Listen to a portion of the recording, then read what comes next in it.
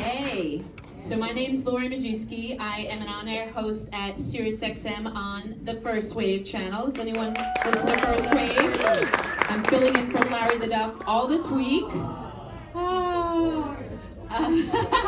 And if you listen to First Wave, then you know that it is ground zero for classic alternative, and that is what Simple Minds are. Yeah. So I just asked before we started, anyone go see the band in New Jersey last night? Yes, all right. Anyone going to see them in Wantagh? Right? So before I bring the boys in, I just want to say that two of the fierce women are with us. Cherise and Sarah from the band are here tonight.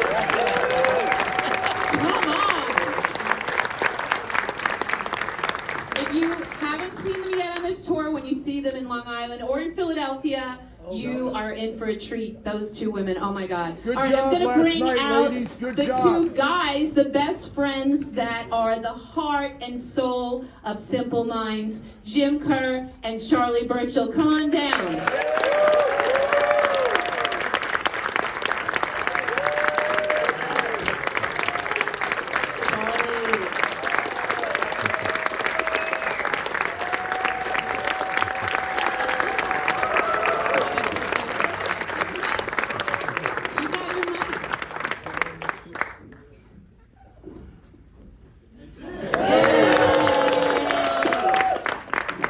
There's a guy there, his name is Jim Kerr.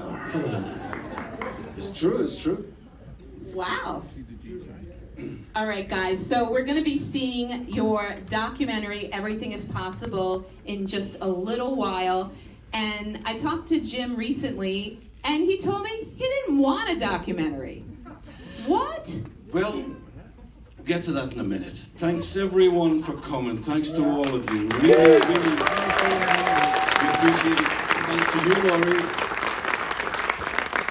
Thanks to the IFC. This is I was in here earlier today and it just kind of dawned on me. I mean, obviously the documentary is the story of the journey, horrible word, but the journey Charlie and I has been on since we were 8 years old. But there's still new chapters coming, and walking in here today, Manhattan, and seeing our name in lights in the cinema outside was like, wow.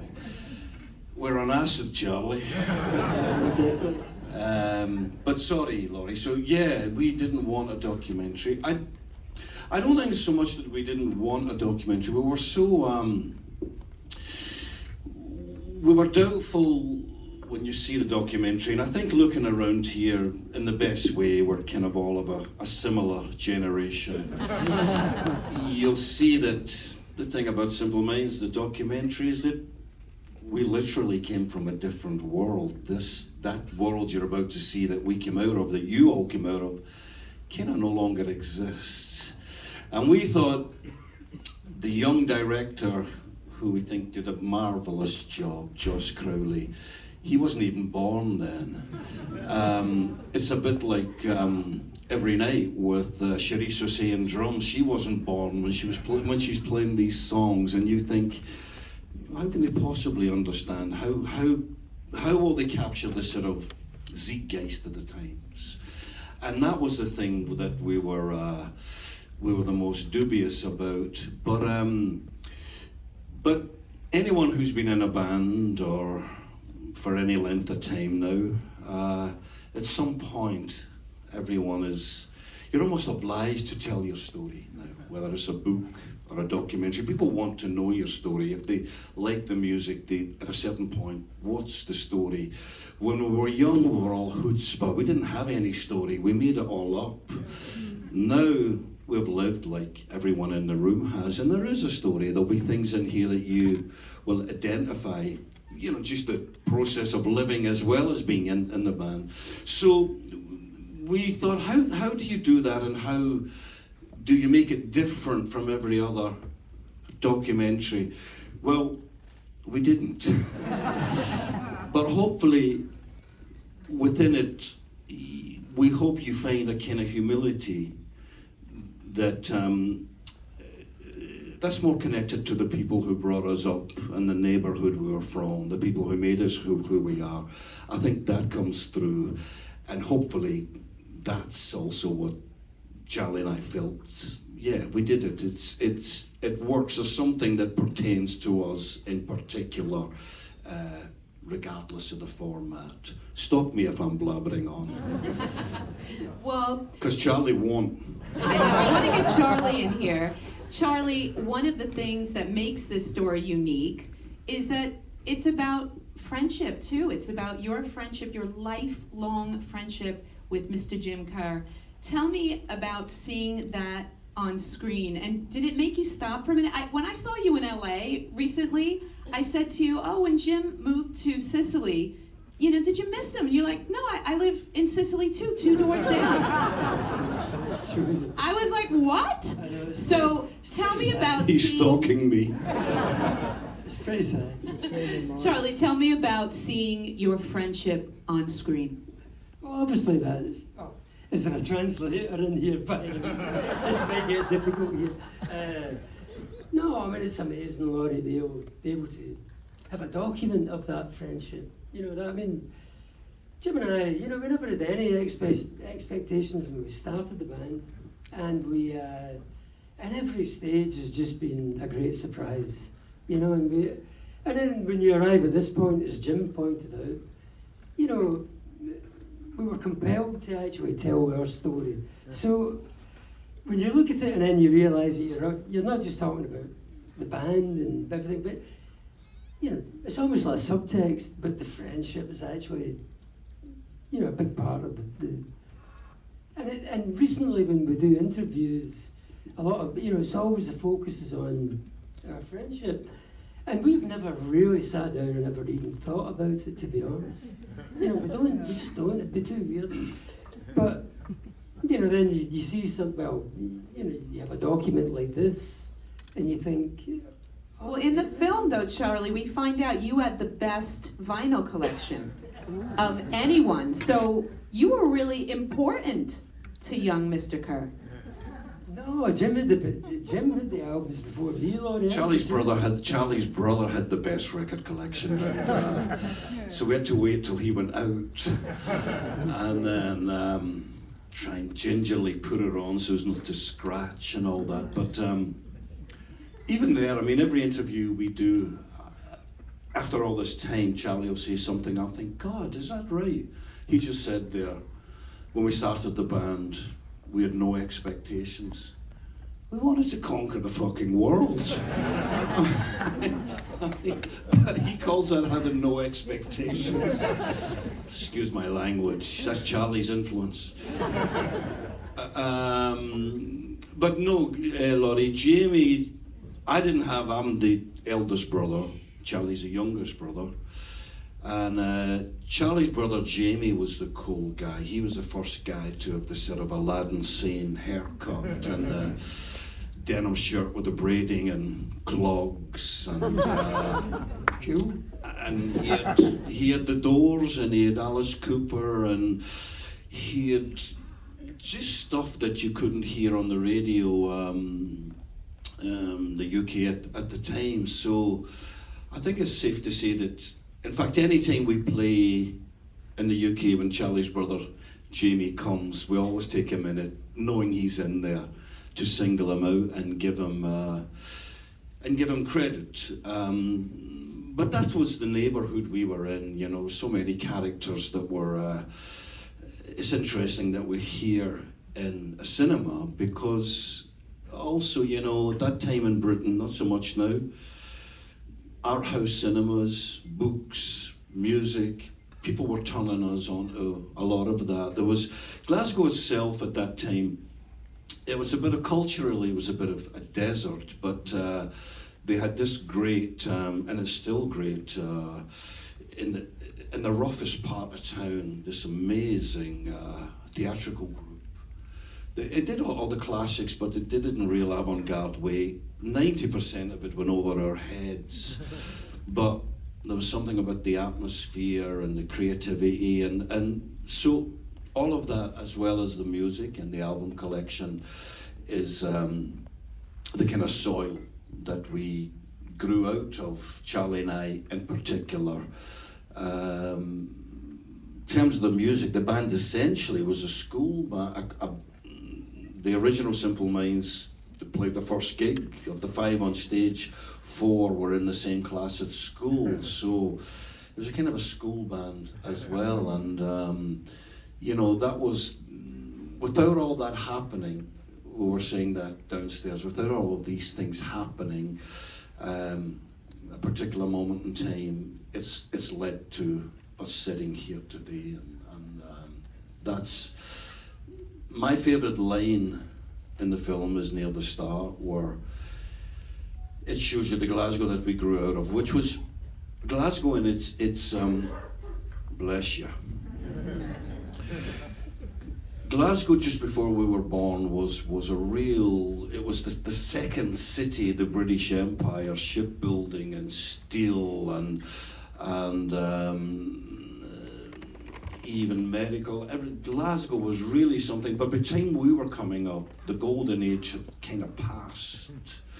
And the old buildings were falling down. The place was crumbling, and you get a sense of that at the start of this. But the voiceover, Mariella Frostro, she says, in amongst the chaos and the dirt and the carnage, flowers grow. And you know, whatever in the world, often in the most unlikely places, against those kind of backdrops, that's where the creativity comes from. I mean, some people think it comes from the suburbs, and that's an interesting thing as well, because for a lot of people, you know, suburban life can be boring, so you're forced to be creative. But in our case, where Charlie and I grew up, it was, I think you would understand more if we say it was the projects, and it was the first tower blocks, among the first tower blocks in Britain. We thought it was New York,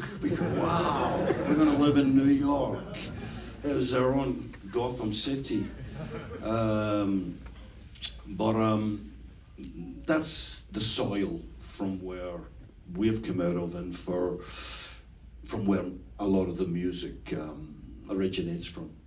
It's one of the things I love about the film is it really helps me understand how Simple Minds became Simple Minds. I mean, as an American, and this is an American audience, you know, we caught up with you later. How did you think when Joss Crowley came to you, the director, with this idea of the documentary, like, you know, it's a great way for an international audience, and America's a big audience for you, to really understand that you didn't just come to us with "Don't You Forget About Me"? Well, yeah, I never thought about that, Lord. No, to be honest, I mean, can I be really honest? I don't think we did think like that at all. I mean, I don't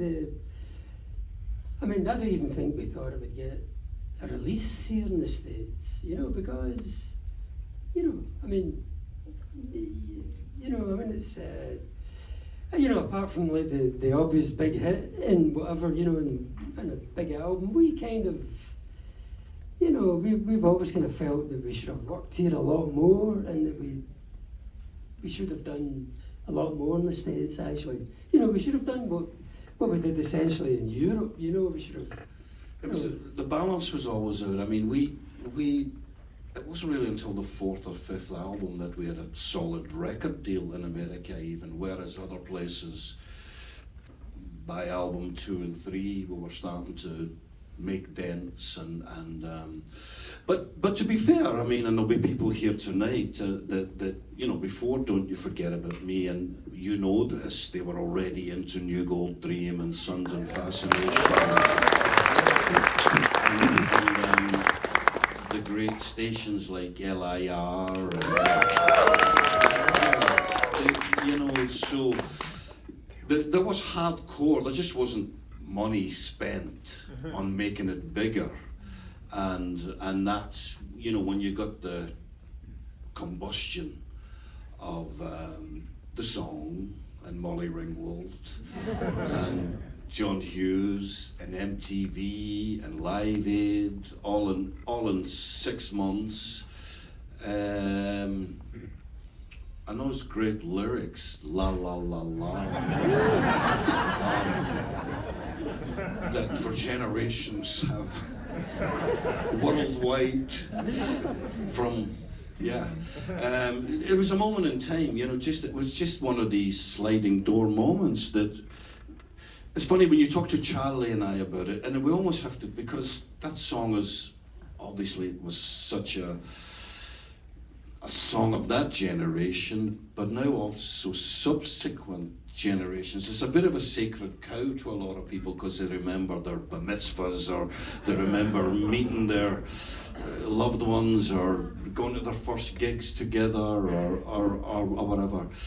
And then you hear Charlie and I talking about it, and we don't demean it, but we kind of go like, well, little fucking song we did for like 2 or 3 hours, and we had no idea. I need to take a break because there's something I want to give to you. If we're talking about how big Don't You Forget About Me is, You gonna bring out Molly Ringwald? it recently passed 1 billion streams.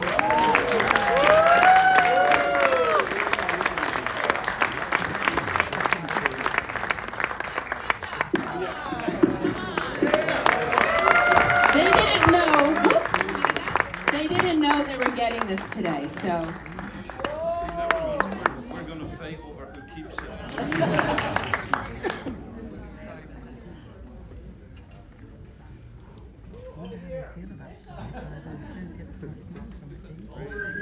Yeah. 1 billion.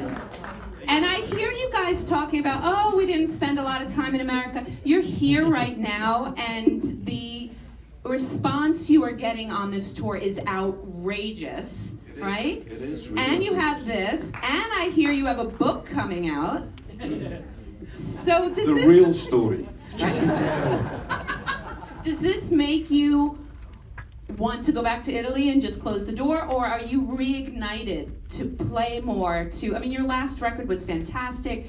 Has this reignited something in you guys? We're certainly reignited in the States. We would love to come back as soon as we can. We're just so grateful in this tour that we've been able to be absolutely honest. Before the tour, we were a bit sceptical. We thought, okay, well, let's see how it goes, and it's been incredible. And it's just gave us all this courage to come back as soon as we can. And we've got to say as well, I mean, one of the great things every night on this tour we've found, and it is different from elsewhere, is that, let's just say, there's 2 audiences coming to see us when we play. There's the Don't You Once Upon a Time audience, great. And then there's those who go way back and they're deep. And we try and play a set that feeds both, which isn't easy to do in a lot of places because, you know, audiences sometimes they don't have the patience for songs they don't know because that's just the way it is. But the audience every night they've been with us from the first song to the last, even songs that they don't know, a lot of them. They've been into the sound of it. I don't know it, but this sounds great. Or we're really feeling, we're feeling so encouraged, which at our stage of the game, to have a sense of surprise and a sense of encouragement. There's no feeling of random emotions. And also for us, because we haven't played as much, we always give 100% wherever we are, but there's a feeling of even more sense of we have to really, I think the girls are here. I remember when I said to them once, look, this is a fucking piece of cake. All we have to do is be brilliant every night. And that's what we try and do, and we're getting encouraged, and also on that subject, it was great you mentioned Sarah and Charisse are here. Everyone that's ever stood on a stage with Simple Minds from day one has contributed to Charlie and I's story way beyond recognition, usually, and that's still the case. They're just amazing artists themselves, but they've brought, it's like they've strapped new engines onto Simple Minds, and Charlie and I are well, Simple Minds are getting the benefit of that. Charlie, you had something else to say Oh, there. no, I was just going to say that, there is a big difference between American audiences and European audiences, because we have these in-ears that you have, and before the show begins, you hear the crowd, and we forgot after, because it's been a long time since we were last playing in America. You forgot just how uninhibited you are. It's like, yeah! Oh, and then you go to Europe and it's a bit like... Steady on, Charlie, steady on. Not really, yeah, it's a bit like that. I mean, you have to, or in between songs. I mean, it's a fantastic, it's something that we laugh about every night. But I have to point out, Jim Kerr can still do a back bend on the floor. Yeah. Come on, guys.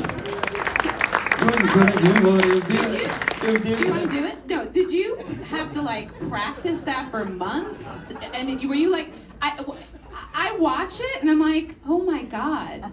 I'll be a bit crass. I'll say, this is the truth. I can't do it in real life.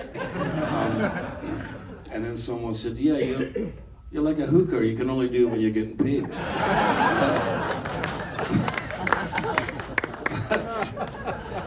But there's something in that. No, I have a one night it's not going to work, and I'm not going to be laughing. You're not going to get up. You'll be getting stretchered off, but there's some good views down there. But I think I think I got in my head at some point that every good front person had their own unique shape or whatever, and you had to find something, and it's become a bit of a trademark for me. People might ask for their money back if I don't do it, and being a Scotsman, that could be painful. So hopefully you haven't put a curse on that now. No. All right, so I guess before we start this show, I want to know, I was thinking, when I finished watching the documentary, this quote jumped into my head that life can only be lived forwards, but could only be understood backwards. And when I saw this documentary, I thought, I finally get this band. Did you come away learning something about yourselves, your younger selves? We don't all have the opportunity of seeing our old lives come back to us in a documentary. Was there something that when you watched it, you went, wow? Yeah, I think so, Laurie. I think there was definitely, there was a few surprises in it, but to be honest, I mean, to go right back to the very beginning there, the very first question you asked, Jim and I we weren't like that excited about doing the documentary because we felt that it was, it's a bit like, and then you did this and you did that, and it's like blowing your trumpet, and we kind of felt a bit like, well, once we're finished doing what we do, maybe there'll be some retrospective thing, and then it will, sort of point out the career. But to be honest, I've only watched it one time, and it was, and in that I kind of thought, like, there was a few surprises. I won't mention them, but lovely surprises, and I kind of thought, okay, You don't want to I'm mention learning it? something. You should mention it. No spoiler. You said it twice now. No spoiler. All right, spoiler alert. But I want to say this because I know that it's important that you guys know that they also have a book coming. Did seeing the documentary inform the book? So because the documentary is Joss Crowley's vision of Simple Minds, did seeing the documentary make the two of you want to do your own book together? Just because you can get more in a book, you can elaborate more. it definitely, you know, when we finally saw this together, we thought, yeah, we do have a story. So why not flesh it? I mean, the book is actually more about the friendship. That's the friendship and the band. Of course, the book touches on the band as well, but it's really about it's about friends. It's about friendship, about what friendship, how our friendship has, what it's meant to us, and we learned a lot because we're not very. I don't think Charlie and I, you know, we don't fucking hug each other and all that stuff. You know, we kind of go, see you later at the end of a tour. See you later. We're not really that. Again, that's the.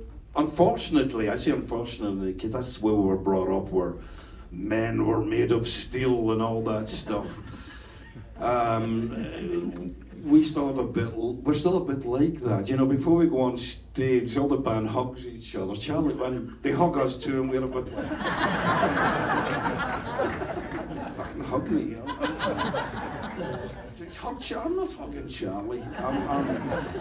So, you know, there is that. But I'll tell you what, just from what I found watching it on the outside, and I think the title wraps it up really great, because whether it's everything is possible or anything is possible, as you're sitting here just now listening to us at this stage of the game, talking about being surprised and how things we never thought would happen are happening. I don't wish to be corny or anything, but same for all of you, whatever you're doing or whatever your goals are or what your drives is.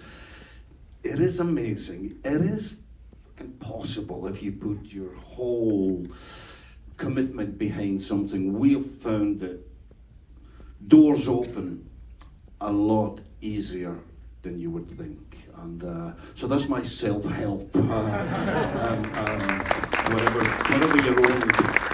your own things are, take a leaf from that, because there's nothing magical about us. It's we got the bit between our teeth, and we ran with it like Billy O. All right, Jim Kerr, Charlie Burchill, Simple Minds. Remember that they have a show tomorrow night, Jones Beach, Long Island. Get out there and see them in those two fierce women back there. What a band. Charlie, thanks to all of you again for coming. We appreciate it. Enjoy this movie. It's fantastic.